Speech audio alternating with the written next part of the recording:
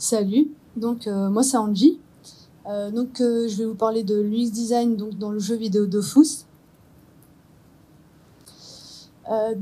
Moi ça fait 2 ans que je suis UX designer à Ankama. Ça va faire 11 ans que je suis à Ankama. Donc avant j'étais graphiste. Je suis aussi responsable de l'antenne Flip à Lille avec Gianni. Donc Ankama, pour ceux qui connaissent pas trop, c'est une société transmédia. Donc on fait du jeu vidéo, de l'animation, donc on fait des séries télé, donc sur Netflix notamment, sur France 3, des produits dérivés, des jeux de plateau et des BD et des mangas notamment. Il y a encore d'autres choses. Le fait que ce soit transmédia, en fait, c'est juste que ça raconte une histoire à travers tous les médias. Donc voilà. En quelques chiffres, donc Dofus, ouais, c'est 500 000 joueurs uniques par mois. Je ne vais pas rentrer dans les détails. 63% de la communauté est francophone et le reste est hispanophone, en majeure partie, on va dire. Donc c'est 35 heures jouées par mois. Alors la moyenne d'âge des joueurs de Dofus, c'est 22 ans. Alors en fait, les joueurs de Dofus, au lancement du jeu, ils étaient plus entre 12-13 ans, la moyenne, et ils ont en fait évolué avec le jeu. Donc du coup, il faut s'adapter à la cible, c'est ça qui n'est pas forcément évident. Donc là, je vais vous montrer la petite vidéo pour ceux qui ne connaissent pas Dofus, juste le petit trailer. On n'est pas le son, mais...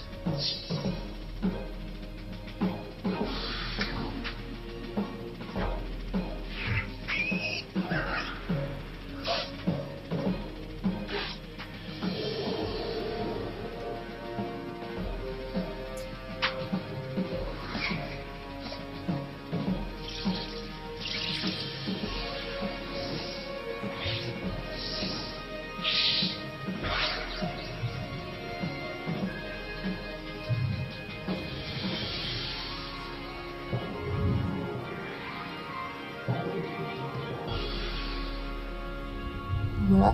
Est-ce qu'il y a des gens qui ont déjà joué à Dofus parmi vous? Ouais, quand même pas mal en fait, pour avoir une idée. Donc, je vais vous expliquer un peu la chaîne de production de Dofus. Donc, on a d'abord un producteur qui est plus ou moins un chef de projet, donc qui va gérer les plannings, qui va prioriser en fait certaines fonctionnalités à développer. Ensuite, on a donc les game designers. Ça, on en a parlé tout à l'heure.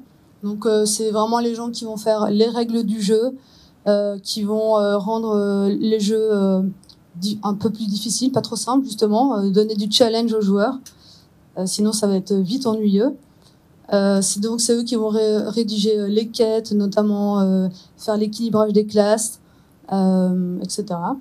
Donc, à la différence des UX et UI designers, donc, nous, on va plutôt rendre les choses plus accessibles pour le joueur.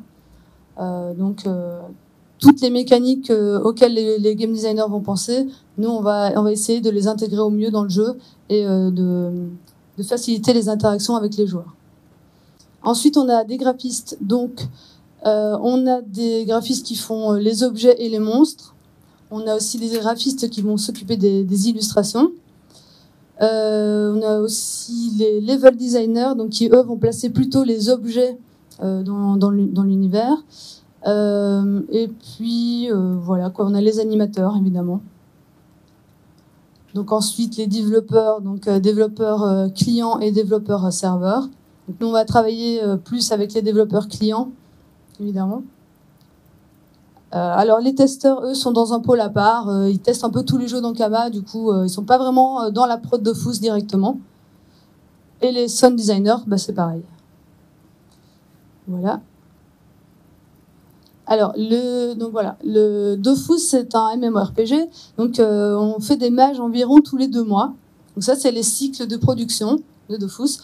Donc, pendant environ 5 semaines, on a la phase de production dans laquelle on va choisir des fonctionnalités à développer, faire la conception, et ensuite, bah, justement, donc les développeurs vont pouvoir développer dans cette partie-là.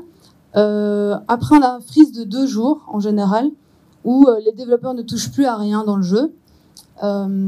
Et c'est à ce moment-là où les testeurs testent à fond les fonctionnalités, cherchent les bugs, etc. Ensuite, on a la phase bêta. Donc là, c'est les joueurs qui vont justement traquer les bugs, etc. et nous les remonter. Et donc, on va corriger ça au mieux, quoi. Alors, en 2016, on a fait une refonte graphique des interfaces. Donc ça, c'était les anciennes interfaces. Voilà la nouvelle. Donc, on est passé en mode 16/9 aussi. Donc, on était obligé de toute façon de faire un relooking parce qu'elles étaient vraiment pas du tout modernes. Donc, on en a profité pour refaire aussi une passe en ergo, mais sur certaines interfaces seulement parce que ça demandait vraiment beaucoup de temps. Donc là, on a fait une première partie. Donc là, c'est l'interface de quête, par exemple. Là, c'est l'interface donc inventaire caractéristique. Donc ça, c'est l'ancienne, avec le HUD en dessous. Donc voilà la nouvelle interface qui est quand même plus épurée, et beaucoup plus accessible. On permet aussi les déplacements des UI, notamment pour le HUD. Les joueurs peuvent les déplacer comme ils veulent. Alors donc, pour prioriser les fonctionnalités ou les tâches, donc il y a plusieurs moyens. Donc il y a les demandes de la production et de la direction, évidemment, qui priment. Donc par exemple, pour une mage, ils vont nous demander une fonctionnalité précise. Là, je pense dernièrement, on a développé l'encyclopédie in-game. Donc ça, c'est vraiment la grosse fonctionnalité. Et après, on va faire de l'amélioration des interfaces en général, notamment à l'aide d'un sondage qu'on a envoyé aux joueurs pour leur demander quelles étaient les difficultés qu'ils ressentaient dans les interfaces et dans quelles interfaces surtout. On a également les forums sur lesquels on peut lire pas mal d'avis positifs, mais surtout négatifs. Donc ça aide bien des fois pour savoir un peu ce qu'on peut améliorer. On fait des tests utilisateurs en interne également. J'ai mis et playtest parce que en fait en Ankama on distingue playtest et test utilisateur. Donc le playtest c'est plutôt un regroupement de joueurs justement où ils vont pouvoir échanger et tester les nouvelles fonctionnalités avec les GD. Et alors que les tests utilisateurs, c'est vraiment on va les observer et ensuite on va communiquer juste avec eux et faire un focus group à la fin. Donc c'est 2 façons différentes d'avoir des retours qui sont intéressantes toutes les 2. Alors, donc une fois qu'on s'est mis d'accord sur le sujet qu'on va vouloir développer, donc la fonctionnalité qu'on va développer, donc on va faire le bench. Donc on va regarder notamment dans d'autres jeux si la fonctionnalité existe déjà, comment ça a été développé ailleurs, etc. Donc ici on a des sites aussi de référence. Donc là j'ai mis Ludotic, Gamasutra, Medium. Ça vous connaissez normalement. Après l'autre, je sais plus c'est quoi le nom, mais c'est Games, je sais plus quoi. C'est un site où il y a pas mal d'interfaces de jeux qui sont rangées par catégorie, donc c'est assez sympa. Après j'ai mis Twitter parce que Twitter c'est juste là où je fais ma veille UX et voilà, je suis pas mal du UX designer. Ensuite donc on passe à la conception. Alors nous on fait la conception dans Balsamiq. En fait, comme on n'a pas de client direct, on n'a pas besoin de faire des maquettes très poussées ou très belles, en fait. Donc Balsamiq, c'est moche, on le sait, mais ça fait l'affaire, ça fait le taf. Il y a déjà tous les pictos dedans, il y a déjà tous les assets dont on a besoin sont déjà dedans. Donc on n'a pas besoin de plus. Donc ici, c'est par exemple la conception du journal de quête.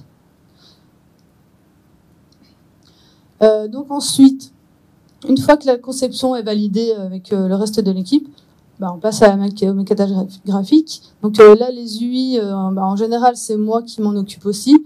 On a déjà une charte du coup pour Dofus, donc il suffit après avec le template de reprendre les éléments et de reconstituer la maquette. Donc on a des boutons, on a déjà, on a plein de petits éléments, des typos, des couleurs, des icônes. Bref, là c'est qu'un morceau du template, mais il est super grand en vrai.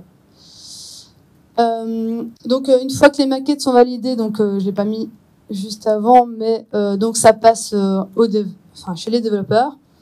Et puis après, il y a beaucoup de retours entre les développeurs, entre nous et avec les testeurs également, jusqu'à ce qu'on ait une version vraiment définitive et que ce soit la mise en ligne.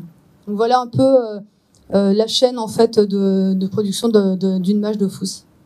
Et ensuite, du coup, l'article devblog, ça c'est pour quand on a des fonctionnalités quand on a des belles fonctionnalités expliquées, on fait un article devblog avec les community managers pour leur expliquer sur le site tout simplement comment s'en servir, s'il y a des raccourcis, s'il y a plusieurs choses à expliquer. Donc voilà.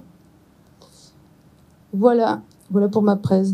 Donc du coup maintenant, je vais laisser Adrien parler un petit peu de son projet en rapport avec les tests utilisateurs qu'on a fait avec lui.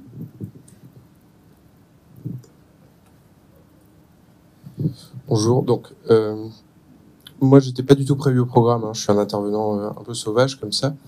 Vite fait, du coup, le projet en question s'appelle Nindash, c'est un petit jeu qu'on a sorti en tout début d'année sur iOS et Android. Donc c'est un petit jeu arcade où il faut péter des vagues de squelettes avec un ninja. Ouais, le GIF est un peu lent et sombre, mais bref, c'est pas important. Donc moi je travaillais avec Angie avant sur le pôle UX et justement ensuite le projet est né du coup avec une petite équipe de 3 personnes. Il a été fait en 3 mois, un petit peu plus. Et l'équipe a grossi petit à petit. Enfin bref. Et au niveau du coup de la partie UX test utilisateur, donc on en a fait un à peu près en mi-parcours de la production avec Angie. Donc ce qui était intéressant vraiment, c'est qu'on a dû prendre tous les profils de utilisateurs parce que le public mobile est vraiment très varié en fait. On a des casus, on devait contenter des casus comme des mid-core, sachant qu'en plus la communauté en Kama est assez hardcore. Enfin, il fallait qu'on surfe sur la communauté qu'on a et en même temps rapatrier des nouvelles personnes. Donc au niveau des playtests, on devait prendre vraiment un maximum de profils. Ce qui a été vraiment intéressant, du coup, c'était sur place voir les réactions in live. Mais ce qui était vraiment bien, en fait, comment dire, le principal problème, et ça c'est vraiment dans tous les jeux mobiles, je pense, ça va être le début de jeu, comment vraiment capter l'attention des joueurs. Et on avait un gros problème de rétention à ce niveau-là. Et en fait, on a réussi à coupler donc les informations qu'on a récoltées en playtest avec un soft launch qu'on a fait. Donc un soft launch vite fait, c'est en gros on va publier notre jeu seulement sur une petite partie d'un territoire ou d'un pays. Là en l'occurrence on l'avait fait au Canada. Donc on a pu avoir une grande quantité d'informations de data qu'on avait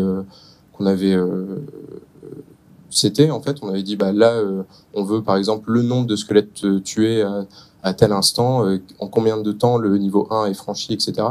Et on a pu mettre en parallèle, du coup, ces datas avec les tests utilisateurs qu'on a fait. Et ça a confirmé certaines choses. En fait, ça permet d'avoir vraiment d'élargir le nombre d'utilisateurs, en fait, de pouvoir extrapoler sur les différentes réactions qu'ont les gens en live. Donc c'était plutôt enrichissant à ce niveau-là.